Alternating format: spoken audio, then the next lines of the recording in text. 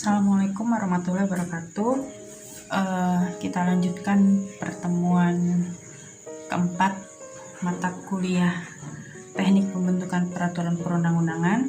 Kalau minggu ketiga kemarin kita membahas tentang mekanisme membuat peraturan perundang-undangan yang baik.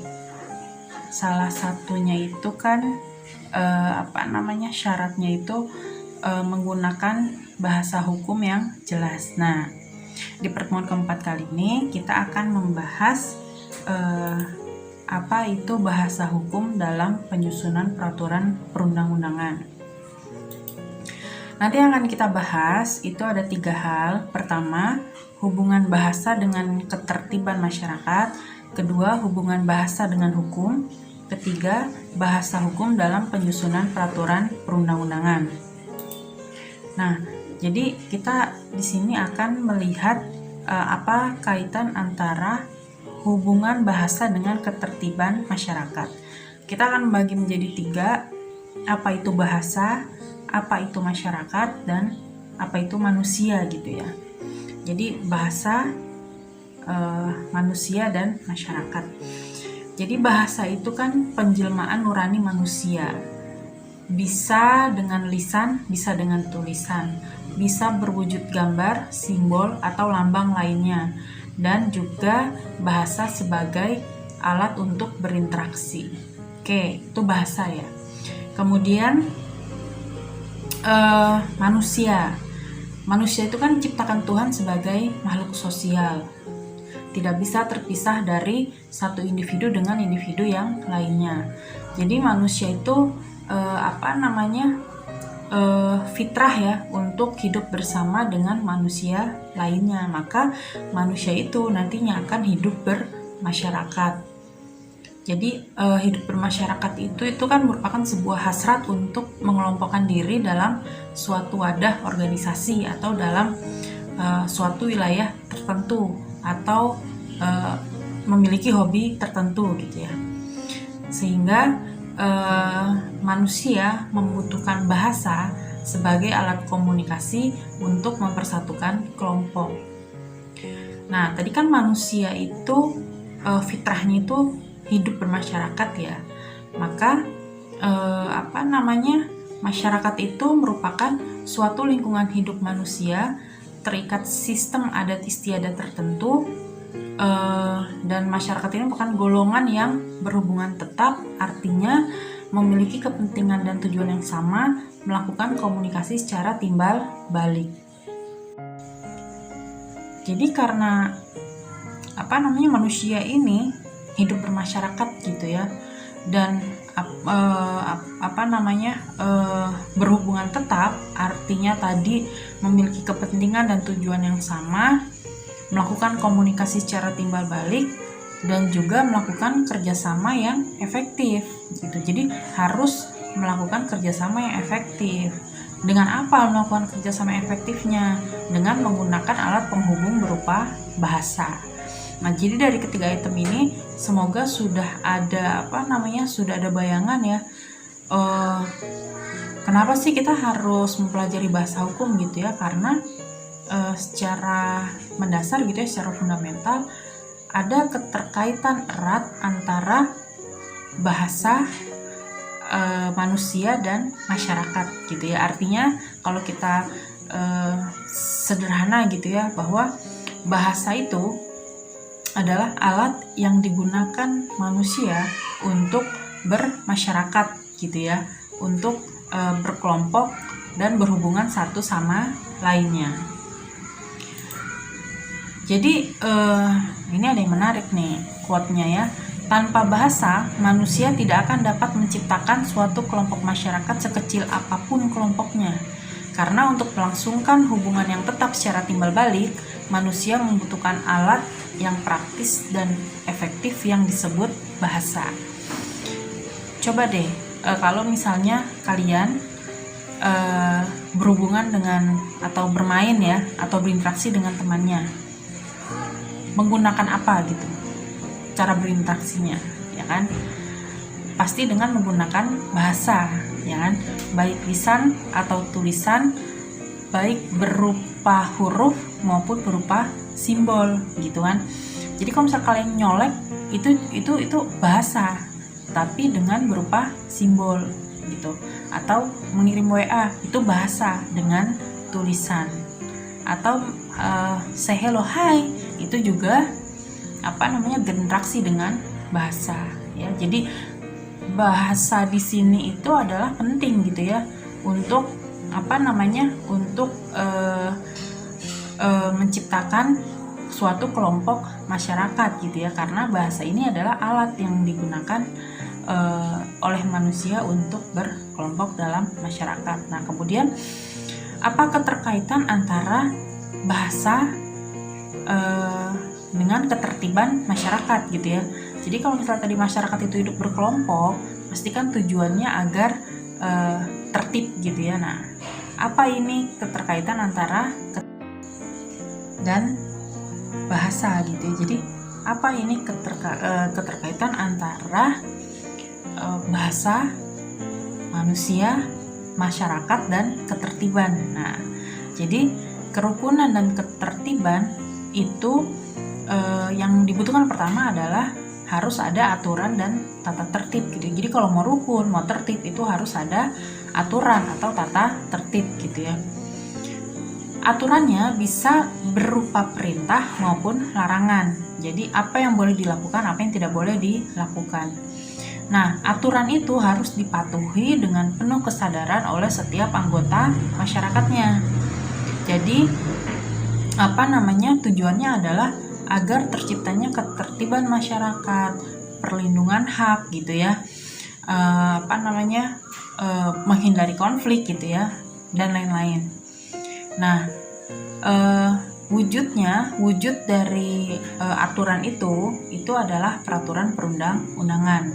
Nah, ya, jadi kerukunan dan ketertiban yang dibutuhkan oleh suatu kelompok masyarakat itu harus berupa peraturan yang berisi perintah ataupun larangan, dan itu harus dipatuhi dengan penuh kesadaran oleh setiap anggota masyarakat ya kan. Tujuannya apa? Tujuannya untuk tadi menimbulkan kerukunan dan ketertiban. Nah, bahasa hukum ini menjadi alat untuk masyarakat memahami sebuah aturan agar menimbulkan kesadaran masyarakat gitu ya. Nantinya ya kan, ketika masyarakat memahami aturan dengan bahasa hukum yang jelas, mereka akan memiliki kesadaran hukum dan meminimalisir kekacauan dan pelanggaran ya. Jadi sampai sini sudah mulai terkait ya antara bahasa, manusia, masyarakat, hukum, dan ketertiban gitu ya. Jadi secara sederhana atau bukan sederhana ya, tapi kalau misalnya kita coba diwujudkan dalam satu kata gitu ya, bahasa hukum gitu. Nah, sekarang kita beranjak ya. Jadi kalau tadi kita membahas tentang apa itu hubungan bahasa dengan ketertiban masyarakat gitu ya. Nah, sekarang kita coba berdiskusi hubungan bahasa dengan hukum gitu ya. Ada istilah yang familiar gitu ya, yang cukup terkenal, ubi societas ibilus, di mana ada masyarakat, di situ ada hukum. Nah, apa ini artinya? Artinya adalah setiap masyarakat memerlukan adanya hukum untuk mengatur kepentingannya, gitu ya. Saya belum pernah menemukan ada manusia yang hidup berkelompok gitu ya dalam masyarakat dan tidak ada hukum yang mengatur. Itu kayaknya nggak ada gitu. Pasti ada. Entah itu dalam bentuk simbol, entah itu dalam bentuk tulisan, entah itu dalam bentuk lisan, turun-menurun gitu ya, adat istiadat. Nah, itu kan hukum gitu ya. Jadi masyarakat memerlukan hukum gitu. Jadi ubi societas ibilus gitu ya, di mana ada masyarakat, di situ ada hukum. Nah, jadi manusia memiliki hasrat untuk berkelompok dan mengelompokkan diri dalam sebuah lingkungan kehidupan bersama, baik yang berwujud satu negara, satu provinsi, atau satu kabupaten, atau satu kota gitu ya, atau mungkin satu desa gitu ya, atau mungkin satu keluarga, satu profesi, satu hobi gitu ya. Itu kan hasrat, itu fitrah manusia untuk berkelompok dan mengelompokkan diri gitu ya. Nah, setiap kelompok tersebut pasti memerlukan hukum atau aturan agar kehidupan dalam kelompok tersebut itu tertib, teratur, dan tentram gitu ya. Kalau ada konflik pasti ada jalan keluar penyelesaiannya gitu ya. Nah, aturan atau hukum tersebut itu dijabarkan dan dituliskan dengan bahasa. Ya, jadi hukum itu hanya mungkin ada dalam bahasa. Tanpa bahasa tidak mungkin ada hukum. Ini menarik ya. Jadi hukum itu hanya mungkin ada dalam bahasa. Tanpa bahasa tidak mungkin hukum itu ada. Karena hukum itu adalah aturan, dan aturan itu normatif. Dia itu harus tertulis atau kalau nggak tertulis pasti dia ada pesan secara turun menurun gitu ya, secara lisan gitu. Bahkan kalau misalnya kita lihat banyak sejarah gitu ya, banyak kesepakatan atau hukum-hukum itu juga ditulis gitu dengan bahasa-bahasa atau dengan huruf-huruf yang berlaku saat itu gitu ya, di prasasti, dipahat di batu gitu ya. Nah itu kan berarti ada bahasa. Sehingga bahasa dan hukum itu saling berhubungan, saling berpengaruh, malahan dianggap sebagai penjelmaan masyarakat dan kebudayaan, dan sebaliknya pula dipengaruhi oleh bahasa maupun hukum gitu ya. Jadi bahasa dan hukum itu saling berhubungan, saling berpengaruh gitu. Nah, coba kita dalami apakah ada kaitan antara penegakan hukum dengan bahasa gitu ya. Sejauh mana bahasa mempengaruhi sebuah efektivitas penegakan hukum ya. Jadi yang pertama, dengan bahasa yang tepat, masyarakat dapat memahami maksud, tujuan, dan ketentuan dalam suatu peraturan perundang-undangan gitu ya. Jadi kalau masyarakat ini sudah paham, maka mereka akan lebih mudah untuk mematuhinya gitu ya. Misalnya gini, sederhananya gitu. Contohnya anak kecil atau mahasiswa ya. Mahasiswa misalnya di tembok gitu ya, tembok di kampus ada tulisan dilarang merokok gitu ya. Itu kan tepat, mudah difahami gitu ya. Harusnya lebih mudah dipatuhi. Oh, di sini berarti tidak boleh merokok gitu. Tapi kalau misalnya masih ada yang merokok, itu karena bahasa hukumnya atau karena faktor yang lain gitu ya. Ya mungkin faktor yang lain gitu ya, atau mungkin bahasa gitu. Mungkin bahasanya harus lebih jelas, dilarang merokok. Apabila tetap merokok maka akan mendapatkan sanksi. Nah itu mungkin membutuhkan bahasa yang seperti itu. Tapi garis besarnya adalah dengan bahasa yang tepat, masyarakat dapat memahami maksud, tujuan, dan ketentuan dalam sebuah peraturan.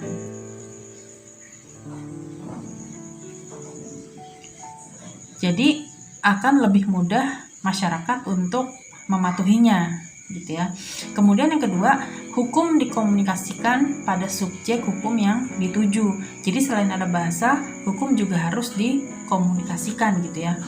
Kenapa? Karena masyarakat yang tidak memahami makna ketentuan hukum yang dirumuskan memungkinkan akan menyebabkan aturan hukum tidak akan berjalan gitu. Nah, hukum yang tidak dirumuskan dengan jelas dan para aparat penegak atau aparat pelaksana di lapangan tidak memahaminya, maka akan berdampak pada mutu penegakan hukum gitu ya. Jadi contoh yang tadi ya, kenapa masih tetap merokok gitu ya, karena mungkin bahasanya udah tepat gitu ya, tapi penegak hukumnya mungkin kurang memahami gitu ya, atau kurang melaksanakan. Nah, jadi tadi menarik gitu ya kita bahas apakah bahasa mempengaruhi sebuah efektivitas penegakan hukum gitu. Ya, mempengaruhi gitu ya. Bukan satu-satunya faktor yang mempengaruhi penegakan hukum, tapi salah satu faktor yang mempengaruhi penegakan hukum itu adalah bahasa.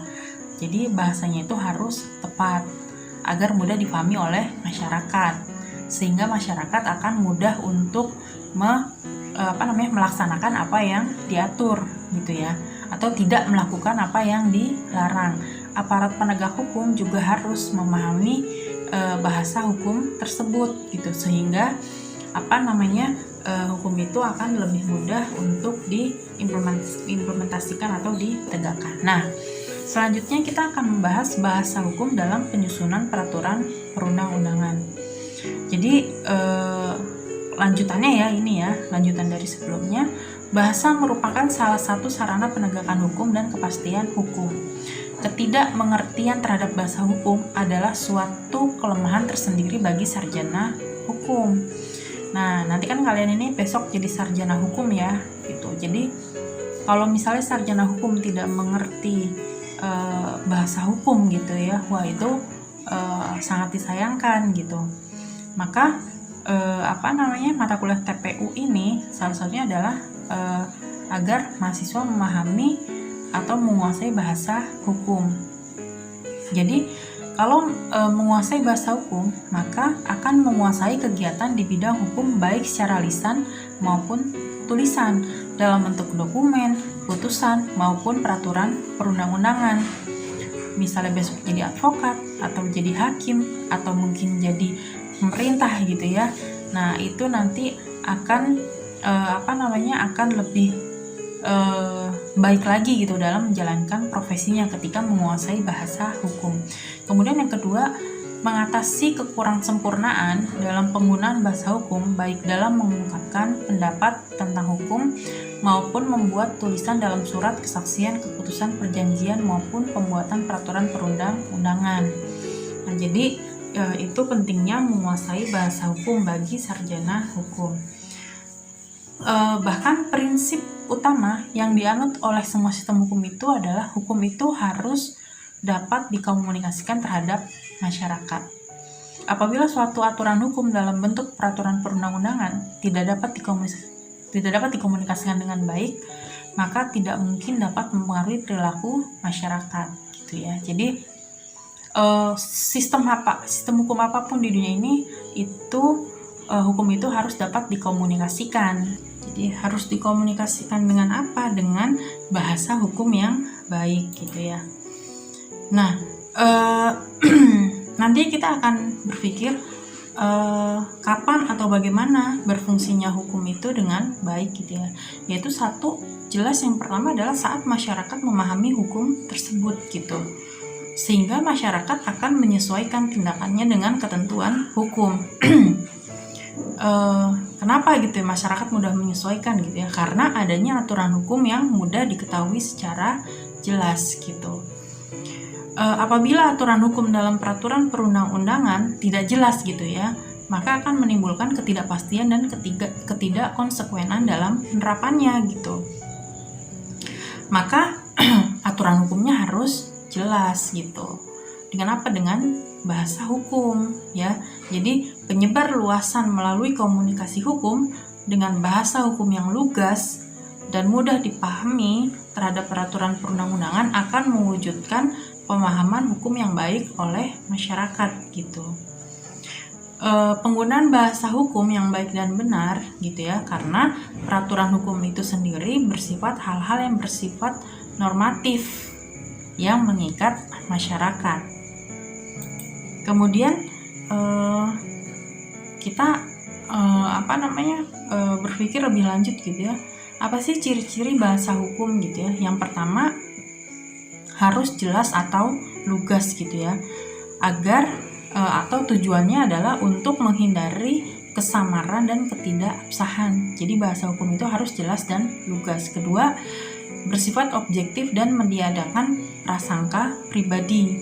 Ketiga, memberikan definisi yang cermat terhadap nama, sifat, dan kategori yang diaturnya gitu ya, agar menghindari kesimpang siuran dalam penafsirannya gitu. Jadi tidak setiap orang itu bebas menafsirkan karena ada definisi yang sama gitu. Kemudian tidak emosional dan menjauhkan dari tafsiran yang bersensasi gitu ya. Itu tadi maksudnya agar tidak setiap orang itu menafsirkan sesuka hatinya gitu ya. Itu tidak boleh. Kemudian yang kelima itu cenderung membakukan makna dari kata-kata, ungkapan, dan gaya bahasanya didasarkan pada kesepakatan-kesepakatan masyarakat. Kemudian yang ke-6 itu ciri-ciri bahasa hukum adalah tidak fanatik pada suatu hal tertentu.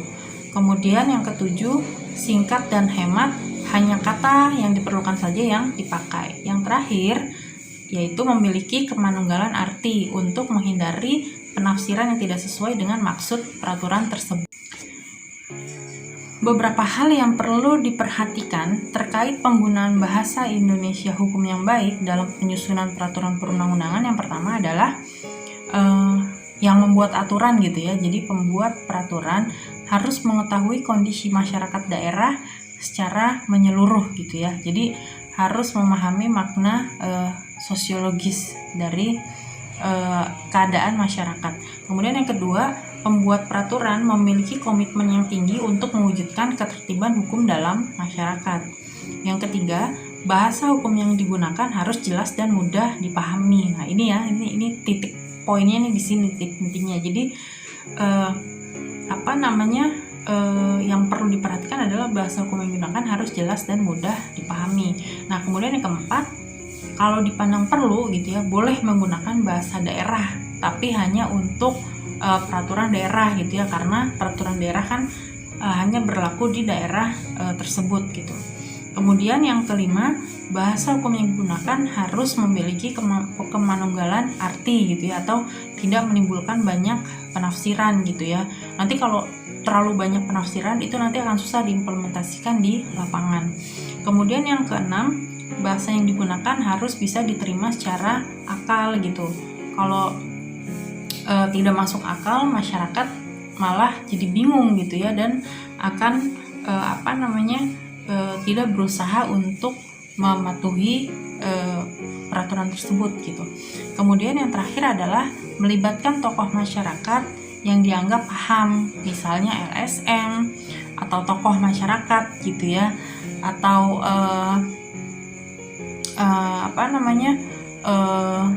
yang dituakan gitu. Jadi melibatkan tokoh masyarakat yang dianggap paham itu menjadi salah satu perwujudan kehendak bersama gitu. Maksudnya adalah masyarakat nantinya akan secara bersama menaati peraturan tersebut gitu, karena merasa terlibat dalam pembuatannya gitu, atau partisipatif. Nah, demikian penjelasan tentang materi ya. Jadi PPT ini juga ada di Solo Psikologi, silahkan di-download. Dan seperti biasa, jangan lupa untuk pertemuan keempat, maka presensi atau kehadirannya adalah dengan mengisi diskusi di pertemuan keempat ini. Yang belum mengisi diskusi untuk pertemuan ke-1 dan kedua, ketiga, kalau masih bisa dibuka silahkan diisi, tapi kalau sudah ditutup ya sudah, berarti itu resikonya tidak dianggap hadir gitu ya. Oke, assalamualaikum warahmatullahi wabarakatuh.